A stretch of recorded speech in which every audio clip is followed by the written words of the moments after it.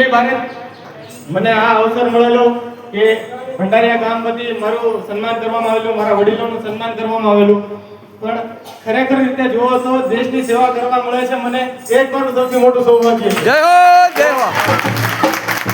યુવા વર્ગને મારે એક સંદેશો આપવો કે જે અત્યારે હરીફાઈનો સમય ચાલે છે એ સમયમાં તમે ભાગ લ્યો અને દેશની સેવા માટે છે કે પોતાના રાજ્ય માટે છે તમે સેવા આપો અને પોતાના દેશનું નામ જેમ બને એમ તમે રોશન કરવાની ટ્રાય કરો. જય હો જય હિન્દ.